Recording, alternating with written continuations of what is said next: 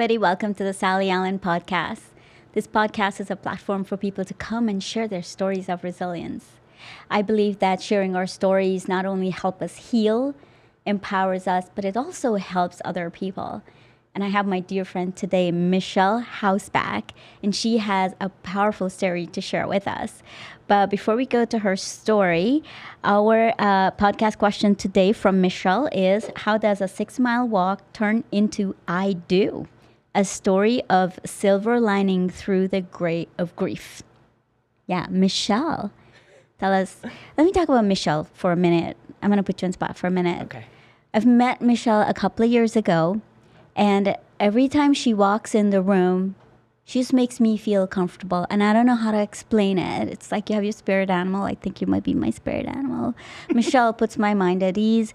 She's been there for me. She has a big heart. She has a giving heart. She just gives back. Some of the things, like I'll say, Michelle, can you do this? And I'm expecting a bill from her or something. She's like, nah, I got this. And it's not that I expect it. It's just unexpectable because I have met a lot of people, but you have one of the biggest heart I've seen. And I'm so honored for you to be on the podcast, and I'm so honored to call you my friend. Thank you, Sally. What an introduction. I'm blushing. You probably can't see it because we're on a podcast. They'll see it on YouTube. Don't worry. Oh, but I am blushing. Thank you so much. Yeah. And I got to tell you, I feel very much the same about you. You have a calming spirit as well, and it's just really easy to talk to you. So No, I'm blushing. Yeah. thank you. So what are you sharing with us today, Michelle? You have so many different, compartments of stories. What are you sharing with us today? Well, I wanted to share, I don't want to give it away, Okay. but it's kind of the last 7, 8 years of my life. When I get up to speak, I do tell stories a lot about, some addictions I've had, some tragedies that have occurred in my life, and it helped shape me. However, I always forget to say where I'm at now.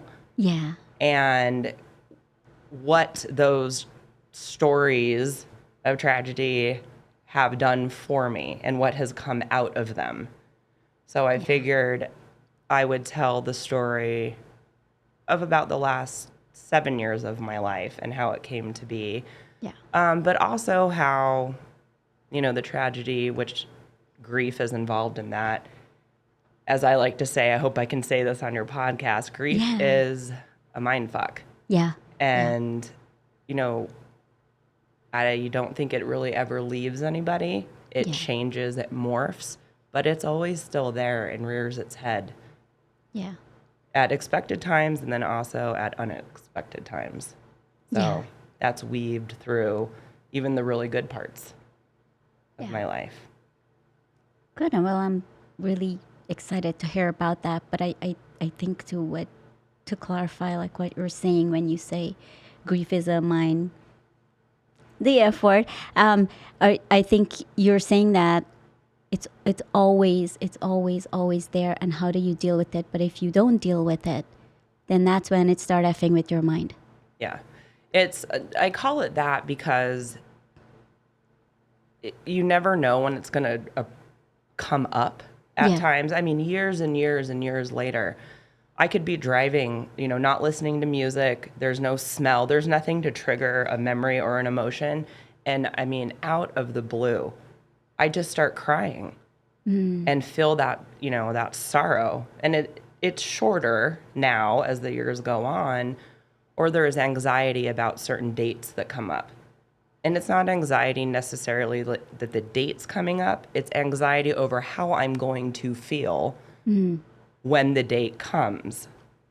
It's your subconscious playing tricks on you. You think or do certain things without you even knowing you're doing it until your mind realizes it. Yeah. You tend to feel crazy at times. Yeah.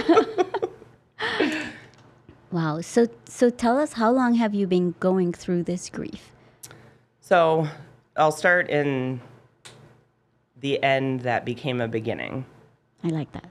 Yes.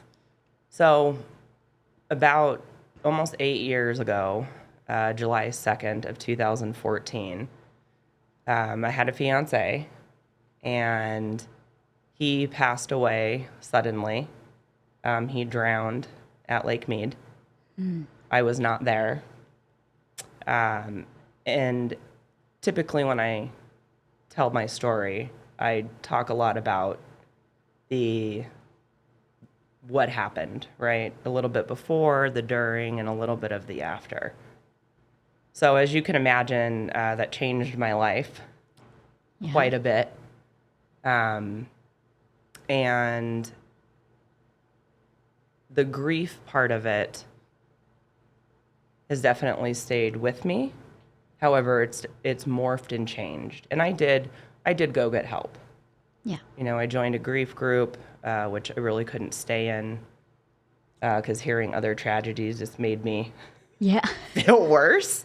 But I did get a therapist, and it took years really to get to the point where I had enough tools to manage it. Right. And to know what to do. So, but through all of this, the story I wanted to share today was, what you said there, it's the silver lining. Yeah. There's definitely a silver lining in my gray of grief, and it was very unexpected. It's interesting. So after my fiance passed away, I never really got mad at God. I was mad at my fiance for a time, and I was angry with other things. And, that's typically one of the emotions that you have when you're going through grief. But I never really got mad at God. Right. When my silver lining was placed in my life, I got mad at him. So to start the story, my fiance passed away July 2nd, 2014. And him and I had a very good friend, and his friend had started dating someone. Yeah. And about a month after fiance had passed away, they told me I had to get out of the house, the friend. So I went and met them at a baseball game at Cashman Field. And his girlfriend's brother was there. His name is Doug. Yeah. And we all just hung out and went to a bar after the baseball game, and I became a wreck, as you can imagine. Drinking is actually one of the things I had to work on because I was using it heavily to cope with my grief. Yeah. But after we were done, Doug actually offered to come back to my house with me just to make sure I was okay. Not to do anything no hanky manly. Right.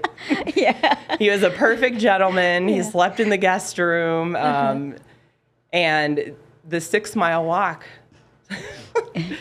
So we went to bed, and I woke up in the morning and he wasn't there. And I thought, well, that's strange. Maybe his sister had picked him up. Maybe, somebody did come and get him. And I didn't find out until, a couple days later, talking to his sister, that he had walked from my house all the way to his sister's house where he was staying, which was 6 miles, hungover in July in flip-flops. And he got lost because he's not from Vegas. He is actually from Buffalo, New York. So I thought to myself, wow. I just want to get away from you. Yeah, I was like, I don't know who's crazier, me or him, because I just let a complete stranger, stay at my house, or he stayed there and walked home 6 miles. Yeah. So at any rate, my friend's girlfriend ended up becoming my roommate. So about 3 months or so after my fiance had passed away, I wanted to have some company, and it was, in this tight-knit circle of people that we knew. So she became my roommate, and her brother, Doug, the 6-mile walker, typically came out and spends Thanksgiving with them. And I said, we have an extra room, he can stay here. Yeah. So he did. He was here for about 2 weeks, and, I work from home. So he kind of just held along with me. Went on errands I had to run, or we'd go out to lunch, and we really hit it off. We connected on sports. He has got a killer sense of humor. I am a sucker for a sense of humor. Yeah. And it was weird.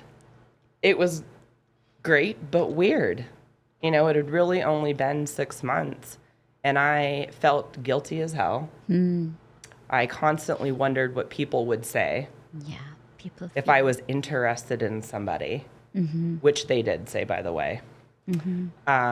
He lives in Buffalo, New York. I live in Las Vegas, Nevada. That is literally across the country. Yeah. So he flew back after the 2 weeks over Thanksgiving, and we started emailing, and then it turned into texting, and then it turned into phone calls.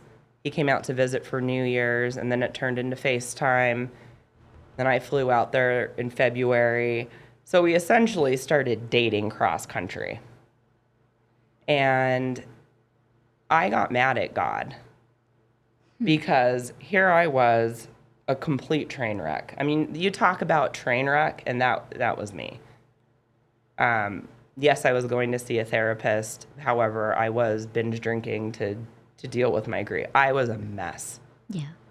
But then I thought, here you go. You insert this man into my life at the worst time possible. He is never, I'm a mess.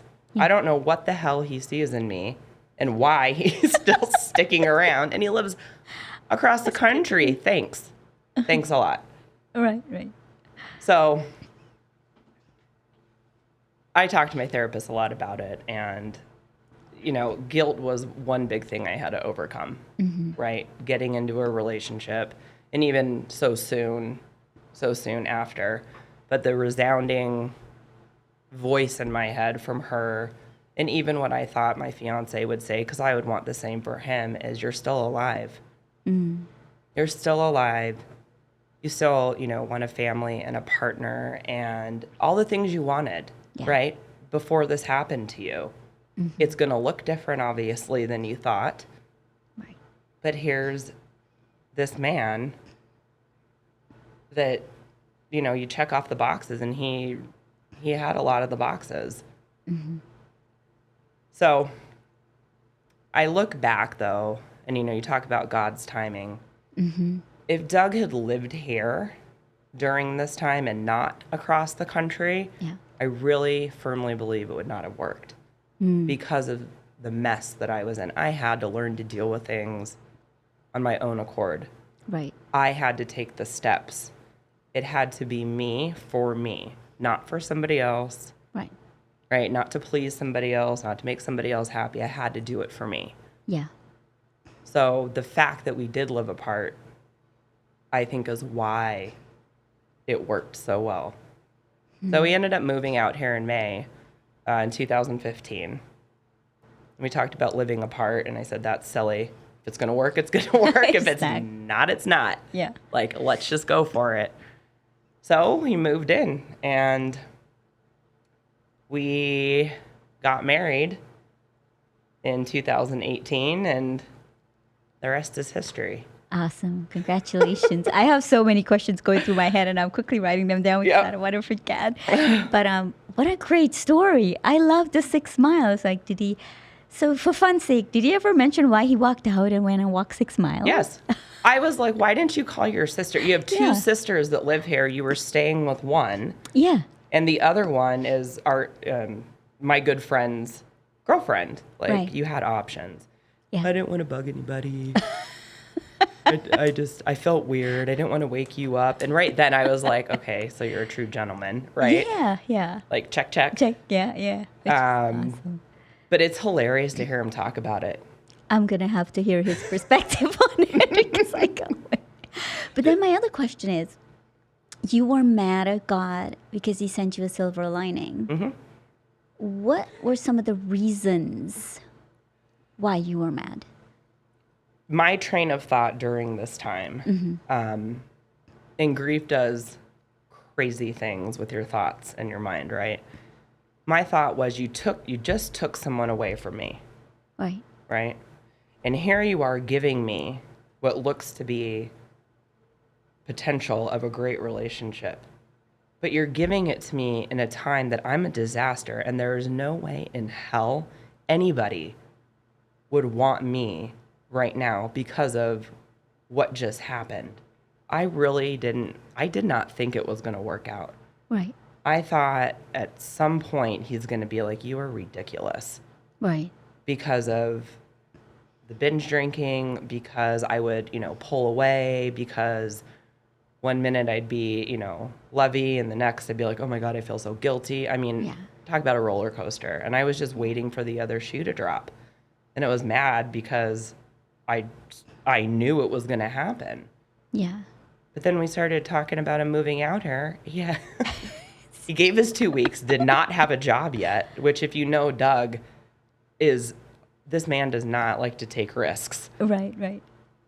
Wow. And I said, Another just plan check. it. Yeah. God will provide. And he did. Wow. Within that 2 weeks' time, he did get a job. Yeah. And he moved out here. And I mean, it was rough the first, couple years dealing with me. Right. I actually do think Doug really did save my life, the silver lining and himself, because I stopped drinking in March of 2016. So I've been sober for 6 years. Yay. Congratulations, Michelle. Thank you. Yeah. And he couldn't live like that. Yeah. And, not that I believe in ultimatums per se, but sometimes they could be necessary. Yeah. And he gave me one, and I am grateful that he did. And I'm grateful that I got it finally. Yeah. Yeah. So I really do think he saved my life. There's a whole bunch of other fun stories I could tell you about. Yeah, but now that you look back, you were mad at God, but you look back and you saw the reason why Doug came into your life. Oh, yeah. I see many reasons why. Many, many reasons why. I still ask him to this day, like, why? What'd you see? Why did you continue the relationship? And he just said that he saw a resilient person, someone who was extremely tough and has a big heart, which I just got goosebumps. I did too. That's why I did too. I got goosebumps too. It's like, it's in the core of my heart, because the things that's running through my head is that he saw under all the junk that there was a diamond there. Yeah. Everything, he saw that there was something more to you. And I don't have words. Like, the first thing right through my mind, like when somebody sees that and take that time, it really speaks of his character and who he is. Shout out to you, Doug. Go, Doug. Go, Doug.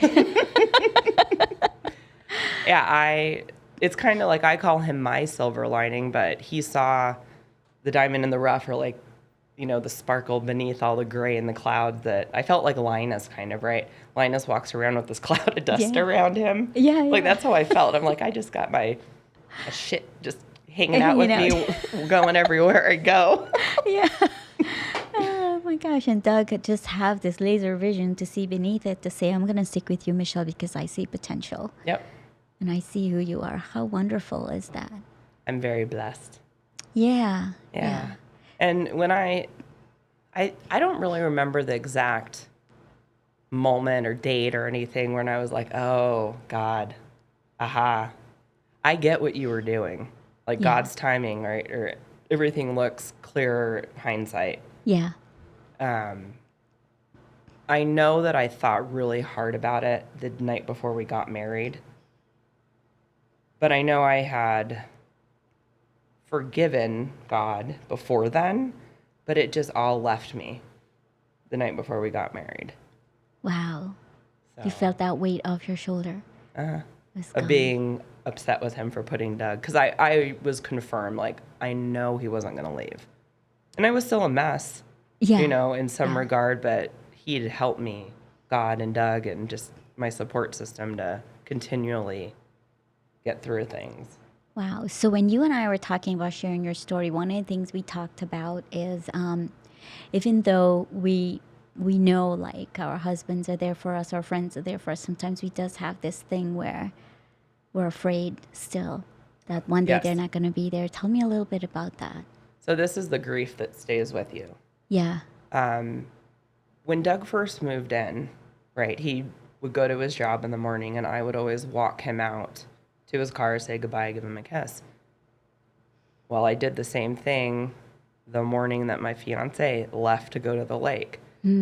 So I consciously thought, probably, I'm going to say for a good 2 or 3 years, Doug might not come home tonight.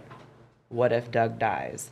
There was a constant running fear in me if I wasn't like with him, Right. or I didn't know that he was like at work, if I didn't know exactly where he was. And I never really communicated that to him because I was not going to be like crazy controlling lady. Yeah. But it was always, I just dealt with it silently. Yeah. There was always a worry. And, you know, I still was going to a therapist. I helped to alleviate that from my conscious mind. But still to this day, it actually happened a couple weeks ago. Doug was going to get a haircut. Then he was going to, I don't know, stop by the store, right? So I plot out how long that should take. Yeah. Right, okay, he's going to be gone for about 2 hours.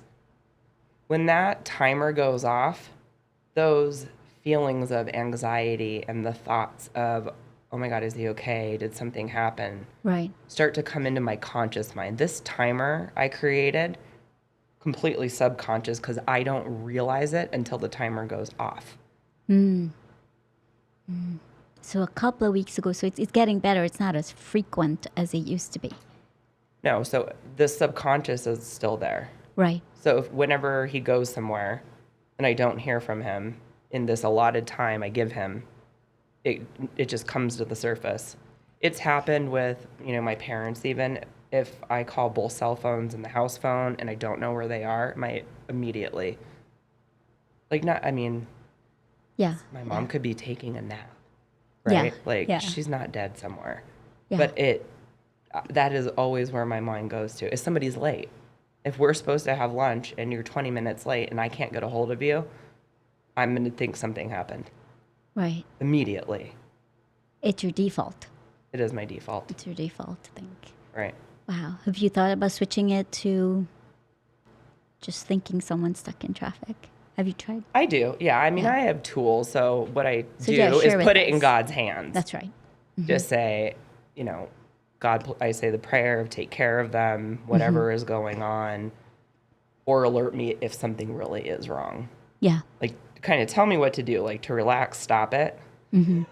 You got it. Or is something really wrong? Because there's been 2 times where there was something really wrong, at least in the Doug arena. So, And that messes with you even more. Yeah. What are some other tools you're using? Like you put it in God's hands, but what if somebody doesn't pray or they don't just, they don't know God? Like, what are some tools? Another thing you can share, like what can they do? So expressing grief, I think, is very important. Yeah. You have to get the thoughts out of your head. Yeah. So, and I did do this, Yeah.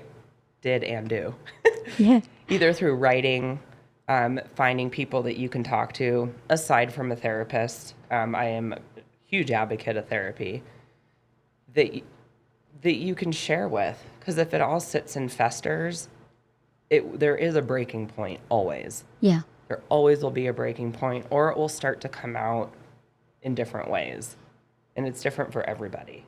Yeah. How emotions that are not dealt with start to leak out and create havoc. So communicating them is a big one, whatever means you need by that. Allowing yourself to feel whatever you're feeling. So I actually put a timer on sometimes. I'm a pretty positive person, right? But sometimes I'm like, I just need to have a pity party. And it's not always about grief. It's just whatever. I just want to feel sorry for myself for a little bit. I just want to cry in my milk. Yeah. But I will actually time myself, all right, you can have an hour to have your pity party or whatever it is. Sometimes it's a day, sometimes it's 10 minutes. I allow myself to do it. It's out, and then I feel better. And then I'm like, okay, that was silly. Let's move on. But it's out. I love that. I do that too. I do struggle, like years ago, the same thing you struggled with. when my husband leaves, I'm afraid he won't come back because I've had so much of that issues in my life, right? People are supposed to be there for you. So I totally understand that it's getting better. But sometimes I still think the worst. He's not going to come back. Like, why would he come back? Right. Like, you have to get over that. But I also like those feelings. Sitting in your feelings is important. I've learned this over the years. A lot of times, like growing up, I suppressed so much feelings because I don't want to sit in them. Right. And now it's okay to be angry. It's okay to feel grief. It's okay to feel mad and sit in it, process it, marinate in it. My thing, I say, look, I'm going to set up camp here. I want to set up camp for a minute. I want to throw a tantrum. I want to lay down and kick my legs up in the air. I want to do whatever. Just let me be. Yep. I might last a week. I don't care, but I need to be able to be in it, to feel it, to experience it. And then I can process it out. Right. Yeah. That's one of the biggest reasons that I share my stories. Yeah. Is number one, I want people to know they're not crazy. Yes. Especially in the realm of grief, because there is some, I mean, really, or any tragedy, right? Because there's all different forms of grief, I feel. It's not just because somebody passed away. Right. Some of the crap that goes through your head. Yeah. I mean, I really thought I was certifiably crazy. And I started Googling, right, my situation and found, like, Keanu Reeves is one of them. He's got a somewhat similar story. It has to do with, you know, his child and his girlfriend passing away. And man, what he was saying, I was like, yes. Yeah. Okay, yeah. cool. I am not crazy. Yeah. And it is to let it out. I mean, you know, my dog passed away last November. And it was my fiance that passed away and I's first dog. Right. So there was a lot of emotions tied into that. And I really tried to not let myself feel, because I know what sorrow feels like. Yeah. I don't want to do it. I don't want to go there. Yeah. Yeah. But I did. Like, went outside and just let it come out. Yeah. I felt better afterwards. Yeah. I agree. You know, I've shared this story with you for the sake of our audience, though I'll share it. When I didn't get the proper help that I needed when I went through all that trauma 6 months ago surrounding my book. Yes. And what I got was not processing through, but someone trying to push me through it without processing. Yes. Right? They're pushing you through it. What would God do? What would Jesus do? You need to forgive people. You need to do this. You need to do that. And at some point, I'm like, F it all. I don't want to talk to anybody. I'm just going to sit in it. And that's one of the reasons why I sit in longer than I should have, because I just didn't know what was happening with me. And the person who helped me didn't know how to help me. Right. And so it's important to get the right help when you're going through this, and have some people who knows what they're talking about walk you through it properly too, because sometimes we don't even know what to do. So it's okay to go for help. Oh, yeah. Because you and I were just talking about this before the show. You know, sometimes you don't feel right, but you don't understand what it is or why. Right. And sometimes it's as easy, you know, you build tools in your toolbox. Sometimes you can identify it and help yourself identify it. But it's also getting the proper help. They can ask the right questions too. Sometimes it is a friend. Sometimes it's a professional. Right. Whoever it is. But you got to figure it out. Yeah. And you know, we were talking, I think Travis and I were just talking about, and David, we started discussing sometimes we're embarrassed to do it, like the word PTSD or the word you have a mental illness or you have something going on. People are embarrassed to go out there, but it's real. Like, it's out there. Yeah. You know, it's okay if you're depressed or you're stressed and to get help. Yeah, that's what I mean. Like, you're all not crazy. Yeah. Yeah. And there are other people that's going through the same thing that we are going through. So when you talk to people, you kind of, you know, when you hear that, you say, wow, Michelle, I've never heard anybody else said they had the fear of, like, when their husband go away or their wife go away, that they won't come back. I've never heard that. I struggle with that. I thought I was the only one who felt that. Nope. You can text me if you're having a crazy moment. I know, and I'll text you if it's crazy. It is crazy. But we're crazy together. We're crazy together. But if I'm having a crazy moment, I'm gonna text you next time because it was great when you told me that. I was like, this is amazing. Like, it's good to and this is why we do this on this podcast, so people can hear and say like, hey, I'm not crazy. I'm not alone. It's normal. It's normal what I'm feeling. It's okay to go through it. And that was one of the hardest things for me to realize, like, with grief, is everything I was feeling was normal. Like, I kept, I'd check in with my therapist and be like, okay, here's my thought, or here's what I said the other day. Yeah. And she's like, it's normal. Like, she just kept telling me it's normal. It's Yeah. I'm like, okay. So it finally sunk in. And I don't know if this sounds weird or not, but for me to have had this experience and to be able to help others, I am grateful for in a way, because I know a lot of people that are and have going through grief. And like I said, not just because of a death. And they feel that way. Yeah. They like don't want to talk about it. They don't want to say certain things. I say, tell me, trust me. There is zero judgment here, and I can guarantee you it's normal. Don't touch me there. Sorry, we got a little. That was just in the background here. My phone said that. We got a little sidetracked, but that's okay. Travis's phone just said, "Don't touch me," or something. That's like exact. It's when I drop it too hard on the ground. It says, "Don't touch me." Well, that was good. Travis. Back to our regularly scheduled program. That is not normal. That is not normal. That's not normal. It's hilarious. Okay, okay. No, that's That was awesome. part of the podcast. Okay, yeah, and if you're not going through something but you're feeling like that, then that's not normal, right? It's not normal. You still go out and seek help. I don't even know what I'm saying. I'm trying to get back on track. It's okay. It's okay. Oh, that was hilarious. Well, I think any emotion that you have, right, for whatever the reason is, it doesn't matter. I mean, you have to deal with it, right? Right, exactly. And hopefully in a healthy way.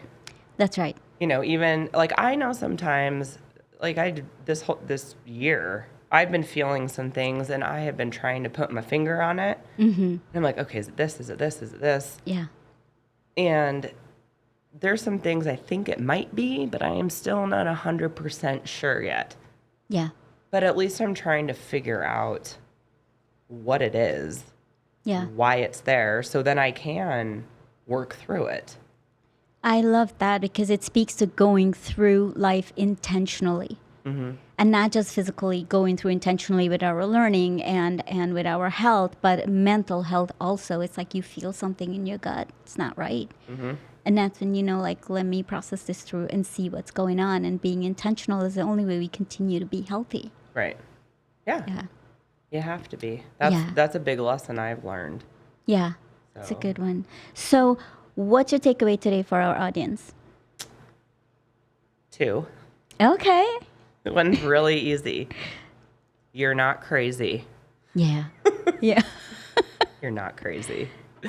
And you're not alone. Mm. And those 2 coincide, so I guess it's 3. If you feel that way, if you feel crazy, remember you're not alone, and share. Get it out of your head.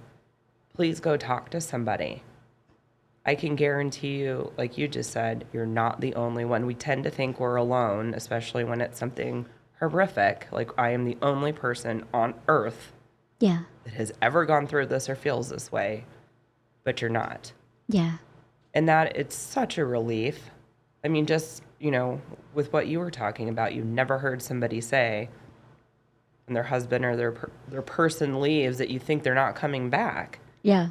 Well, there's 2 of us sitting in the room that feel that same way. Yeah.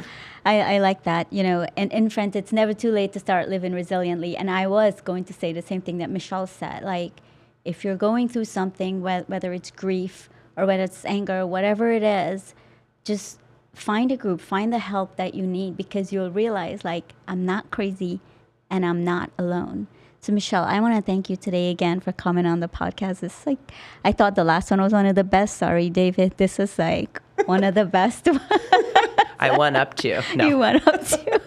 And want to thank our listeners for tuning in, thanking Sticky Paw Studio.